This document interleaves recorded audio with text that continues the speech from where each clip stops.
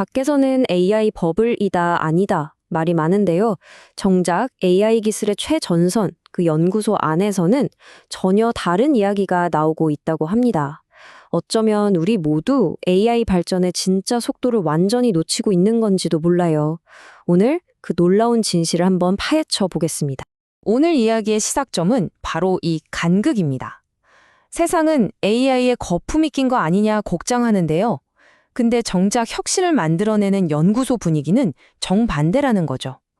발전 속도가 꺾이기는커녕 오히려 점점 더 불이 붙고 있다는 겁니다. 여기서 이런 질문을 던져볼 수 있겠죠? 혹시 우리 AI의 성장을 완전히 잘못 보고 있는 건 아닐까요? 우리의 직관적인 이 직선적인 사고방식으로는 도저히 따라잡을 수 없는 기하급수적인 커브를 그리고 있는 건 아닌지, 마치 팬데믹 초기에 에이, 설마 했던 것처럼요. 자, 그럼 우리가 놓치고 있는 첫 번째 퍼즐 조각, 바로 이 기하급수적 성장이라는 개념부터 한번 제대로 뜯어보죠. 이게 도대체 왜 그렇게 이해하기 어려운 걸까요? 바로 이 그림이 모든 걸 설명해 줍니다. 우리의 뇌는 왼쪽처럼 꾸준히 한 걸음씩 나아가는 직선적인 변화에 익숙해요. 하지만 AI의 성장은 오른쪽 로켓과 같다는 거죠. 처음에는 오라? 생각보다 느리네? 싶다가 어느 순간 정신 차려보면 저 하늘 멀리 가 있는 겁니다. 이 차이를 이해하는 게 정말 중요해요. 이게 그냥 막연한 상상이 아닙니다. 현재 발전 속도를 그대로 대입해서 만든 구체적인 예측 타임라인을 한번 보세요.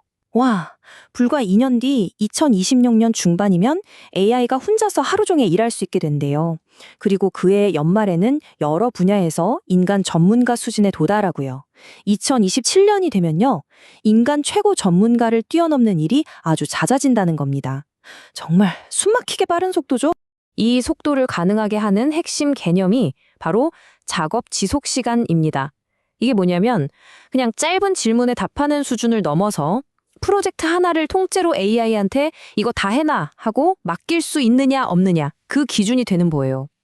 근데 이 능력이 3, 4개월마다 2배씩 성장하고 있대요. 이게 바로 기하급수적 성장의 무서운 증거입니다.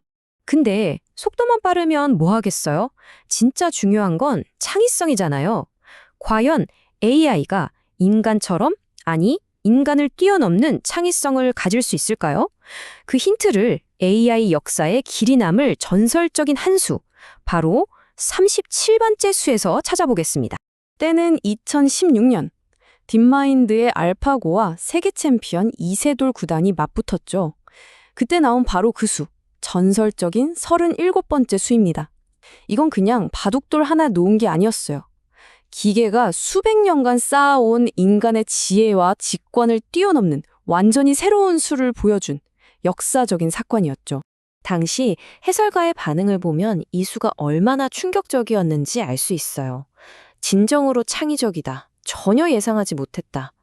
아, AI가 그냥 우리가 가르쳐준 패턴만 따라하는 게 아니구나. 스스로 새로운 걸 만들어낼 수 있구나. 이걸 세상에 처음 보여준 신호탄이었던 거죠.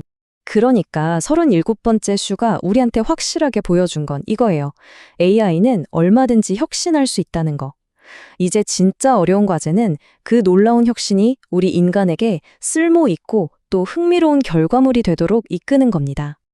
자, 이렇게 게임에서 세상을 놀라게 한 AI가 어떻게 한 단계씩 진화해서 현실 세계의 문제를 풀 수 있게 됐는지 그 여정을 한번 따라가 보겠습니다. 이 진화 과정을 보면 정말 드라마틱합니다. 처음엔 인간의 기보를 열심히 따라 배우는 학생이었죠. 그게 알파고. 알파고 제로는 스승도 없이 혼자서 스스로와 싸우면서 경지를 깨우쳤어요.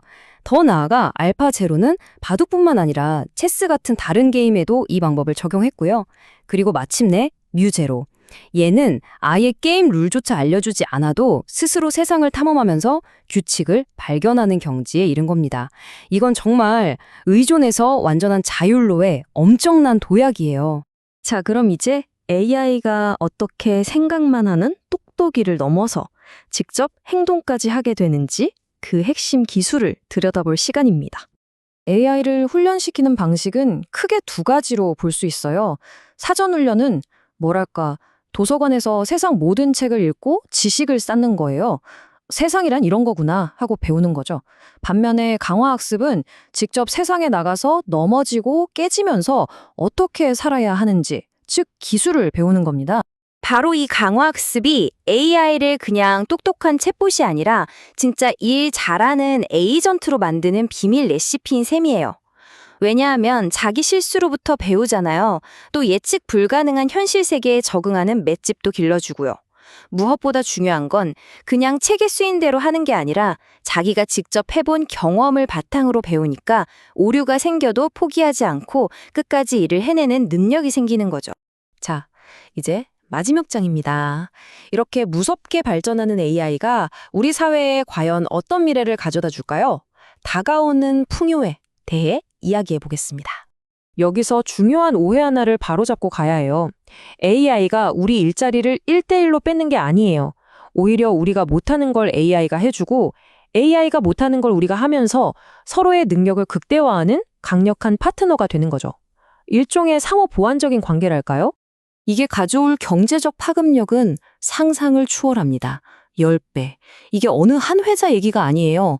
사회 전체의 생산성이 10배가 된다는 건데 이건 거의 산업혁명급? 아니 그 이상일 수도 있어요.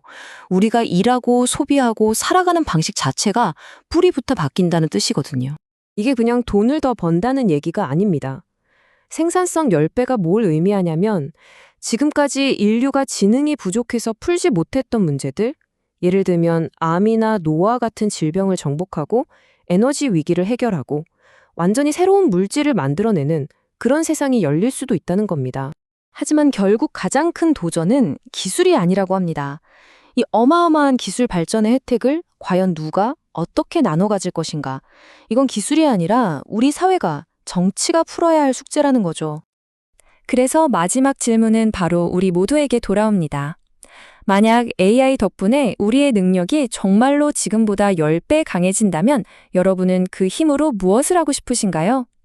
어쩌면 인류의 다음 챕터는 바로 그 대답에 달려 있을지도 모릅니다.